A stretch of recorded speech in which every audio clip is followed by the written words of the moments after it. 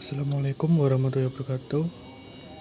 Kami dari kelompok 8 ingin mempresentasikan mengenai pertumbuhan dan perkembangan manusia yang beranggotakan 1.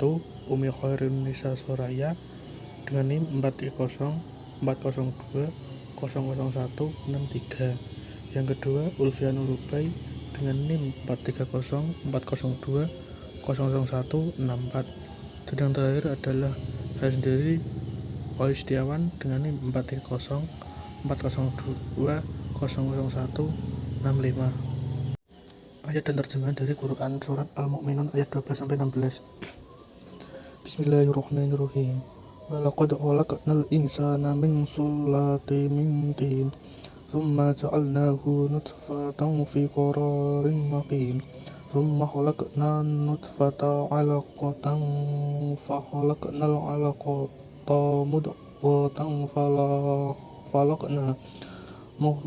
falaqnal mudghata 'idhaman fakasawnal 'idhama lahman thumma ansha'nahu khalqan akhara fatabarak thumma innakum ba'da dzalika lamayitun thumma innakum yaumal qiyamati tub'atsun.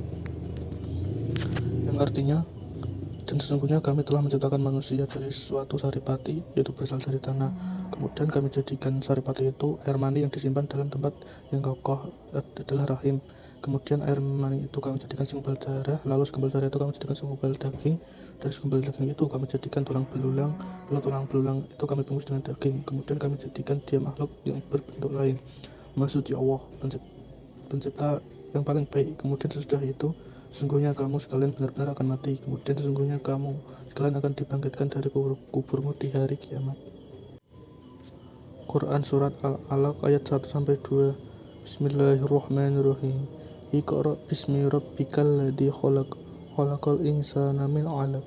Yang artinya, bacalah dengan menyebut nama Tuhanmu yang menciptakan. Dia telah menciptakan manusia dari segumpal darah. Minun ayat 12-16. Diriwayatkan oleh Ibnu Abi Hatim yang bersumber dari Umar bahwa pandangan Umar sejalan dengan kehendak Allah dalam 4 hal, antara lain mengenai turunnya ayat walaqad khalaqnal insana min sulalatin min tin, dan sesungguhnya kami telah menciptakan manusia dari suatu saripati berasal dari tanah. Al-Mu'minun ayat 12 sampai khalqan akhar, makhluk yang berbentuk lain. Al-Mu'minun ayat 14.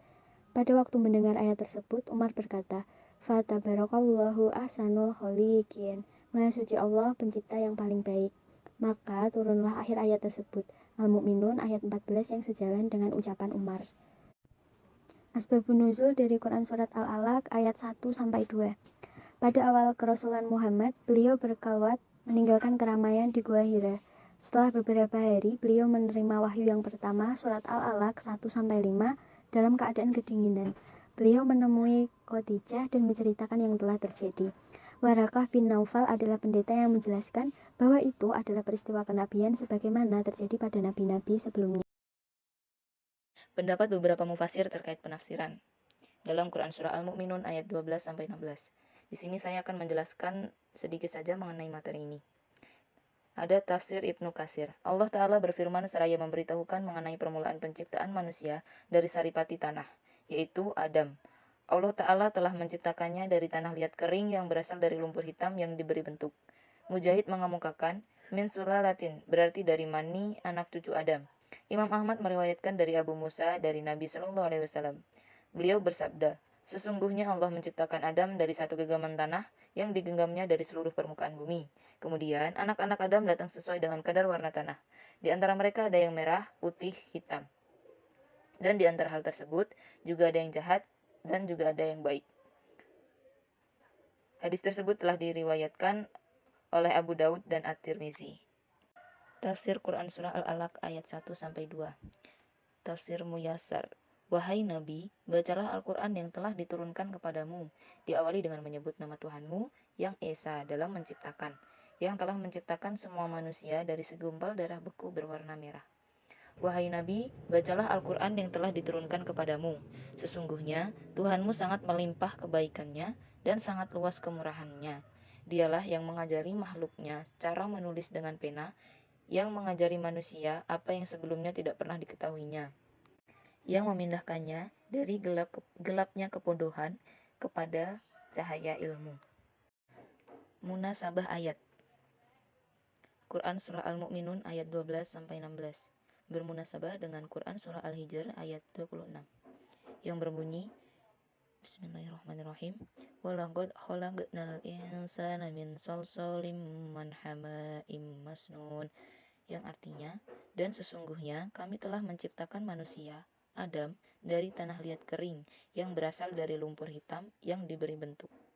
Quran Surah Al-Hajj ayat 5 bermunasabah dengan Quran Surah As-Sajdah ayat 7 yang berbunyi, Alladzi ahsana kulla syai'in khalaqahu wa bada'a khalqal insana min tin, yang artinya, yang memperindah segala sesuatu yang Dia ciptakan dan yang memulai penciptaan manusia dari tanah. Quran Surah Al-Alaq ayat 1-2 bermunasabah dengan Al-Mujadalah ayat 11. Ya ayyuhalladzina amanu idza qila lakum tafassahu fil majalisi fafsahu yafsahillahu lakum wa idza qila ansuzu fansuzu yarfa'illahu alladzina amanu minkum walladzina utul ilma darajat wallahu bima ta'maluna khabir, yang artinya, wahai orang-orang yang beriman, apabila dikatakan kepadamu, berilah kelapangan di dalam majelis-majelis, maka lapangkanlah, niscaya Allah akan memberi kelapangan untukmu. Dan apabila dikatakan, berdirilah kamu, maka berdirilah, niscaya Allah akan mengangkat derajat orang-orang yang beriman di antaramu dan orang-orang yang diberi ilmu beberapa derajat, dan Allah Maha teliti apa yang kamu kerjakan. Kandungan Quran Surat Al-Mu'minun ayat 12-16, yaitu menjelaskan tentang proses penciptaan manusia. Allah menciptakan manusia dari saripati, dari tanah, kemudian menjadi air mani, kemudian menjadi segumpalan darah, dan kemudian segumpalan darah tersebut Allah ciptakan menjadi segumpal daging. Dan segumpalan daging Allah jadikan tulang belulang. Kandungan Quran Surat Al-Alaq ayat 1-2. Ayat pertama merupakan perintah untuk mencari ilmu yang bersifat umum, baik ilmu yang menyangkut ayat-ayat qauliyah dan ayat-ayat kauniyah. Ayat qauliyah ialah tanda-tanda kebesaran Allah yang berupa firman-Nya, yaitu Al-Quran. Dan ayat-ayat kauniyah ialah tanda-tanda kebesaran Allah yang berupa keadaan alam semesta. Ayat kedua, Allah Subhanahu wa Ta'ala menyatakan bahwa manusia diciptakan dari segumpal darah. Allah sendiri menegaskan bahwa manusia diciptakan sebagai sebaik-baiknya ciptaan dan tidak ada makhluk yang dianugerahi wujud dan fasilitas hidup yang menyamai manusia. Pengaplikasian dalam kehidupan sehari-hari dari surat Al-Mu'minun ayat 12-16. Yang pertama, mengagungkan dan memuji Allah Subhanahu wa Ta'ala yang telah menciptakan manusia. Yang kedua, menambah iman kita kepada Allah yang telah menurunkan Al-Quran yang tidak ada keraguan sama sekali. 3 dan sebagainya lebih lengkapnya di makalah. Korelasinya dengan ilmu psikologi di sini yaitu manusia terintegrasi dari unsur jiwa dan raga. Kedua unsur tersebut membutuhkan makanan dan asupan agar terlahir manusia-manusia yang bertakwa. Quran Surat Al-Alaq ayat 1-2. Di surah ini, di ayat ini kita diperintahkan untuk menyebut dan menyertakan nama Allah dalam setiap kegiatan. Karena dengan cara ini, keimanan seseorang akan meningkat karena segala aktivitas yang dilakukan murni karena Allah. Korelasi dengan ilmu psikologi di sini yaitu Allah menciptakan manusia sebagai makhluk sempurna yang diberikan potensi yang luar biasa, yaitu akal.